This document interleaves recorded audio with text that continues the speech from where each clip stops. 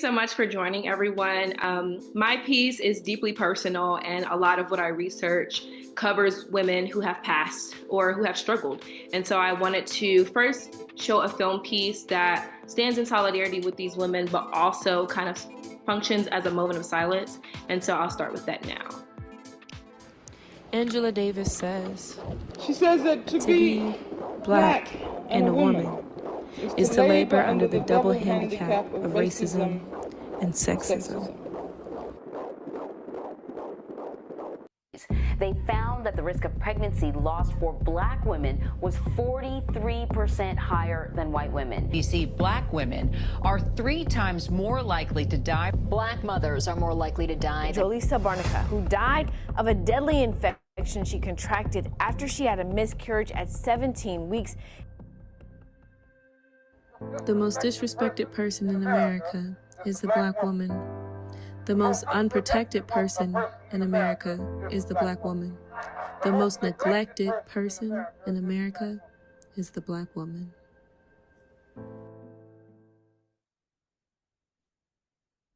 So as Dr. Broberg stated, the title of my piece is Miscarried, and this is about the silent crisis of miscarriage among Black women. As I said before, this piece comes from a deeply personal place. I grew up watching my mom experience multiple miscarriages, and we only started getting answers after we had to transition out of our community to a more white, affluent neighborhood to receive better care. And so through my research, I learned something that was blaringly clear. Her story is not rare. And so I want to just jump straight into the research question. This project was guided by the question, how does misogynoir, the unique intersection of racism and sexism, impact miscarriage outcomes for Black women? And then more specifically, what do we need to do to change and increase the way that we protect Black mothers? And these are not abstract questions. These are matters of life and death, as you'll see throughout my presentation. But first, I want to start with the numbers. So let's look at the data.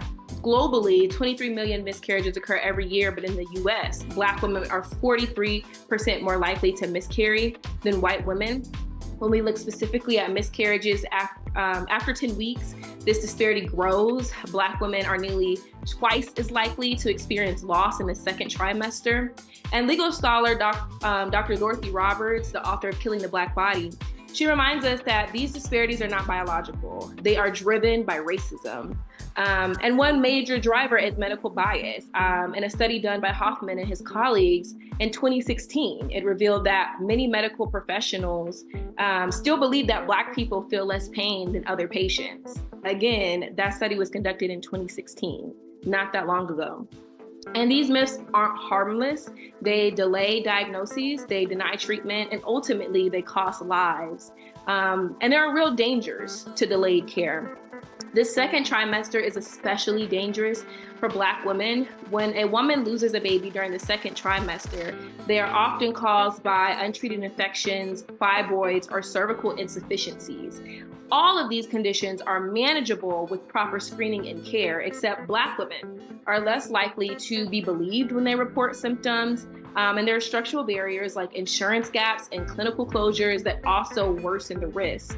And there was a story of a woman that really sat close to my heart, Portia Ngumezi. She's a 35-year-old mother from Texas, a mother of 2. She went to the doctor twice while pregnant, complaining of pain, and both times she was sent home with no tests and no real answers. She ended up dying and had a miscarriage, died from her miscarriage due to complications that could have been prevented. More importantly, her death happened in a state with extreme abortion restrictions where doctors are hesitant to act. And so this is where all of this starts to fall out. Even before Roe v. Wade was overturned, Black women were already facing the highest maternal mortality rates in the country. In 2021, the rate was 69.9 deaths per 100,000 live births, nearly triple that of white women. And now after Roe, it's even worse. In states with abortion bans, Black women are 3.3 times more likely to die from pregnancy-related causes than their white counterparts. Why? Because life-saving miscarriage care like a D&C, a dilation and curettage, is now legally risky. So ultimately what this means is that doctors will not give D&Cs out of fear of prosecution. This was the case with Josely Barnica. She was an Afro-Honduran immigrant in Texas. She was miscarrying, and the hospital waited over 40 hours to give her a D&C. And by then it was too late, and she died in front of her family. And so for Josely, for Portia, this wasn't just a matter of biology. This was a system issue. And when the law makes doctors afraid to act in a system that already devalues Black life, you get tragedy every time. And so while this project gave me a lot of heaviness and gave me a lot to deal with, it also put me in a very prime position to go find solutions. And I am just overjoyed to share those with you today. So let's talk about James Hogue. Through my research and through trying to find solutions, honestly, most of times I came out zero sum, but I came across a small new grassroots organization that is really leading and spearheading the type of change that needs to happen.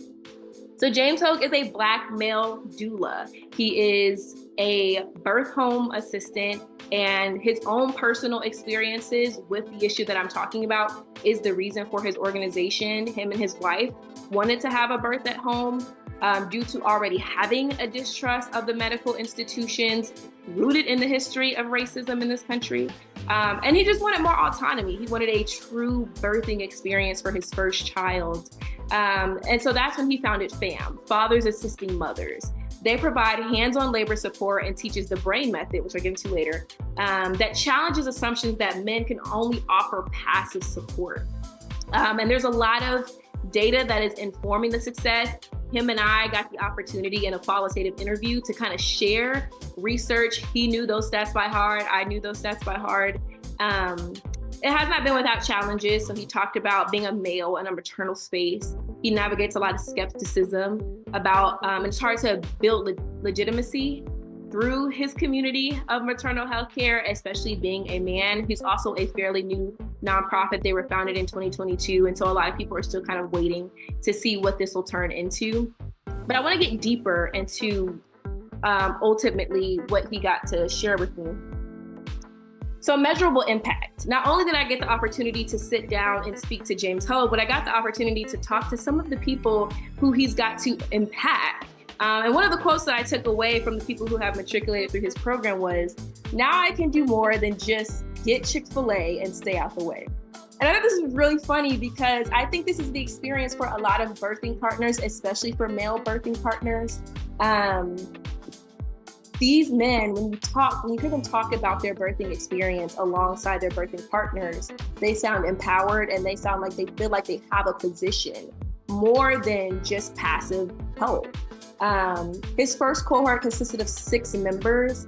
And when I talk about their consistent contribution to the program, he said that all of them didn't need FAM anymore for their second child. And while most people might feel like, well, that's a flawed business structure, to me, that is how you measure success in organizations like this.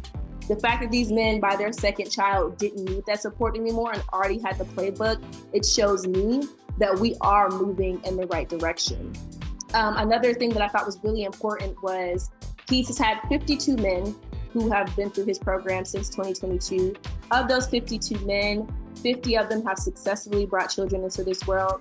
There were 2 losses, but of those 2 losses, they were both in the first trimester, and they weren't due to circumstances that were technically preventable.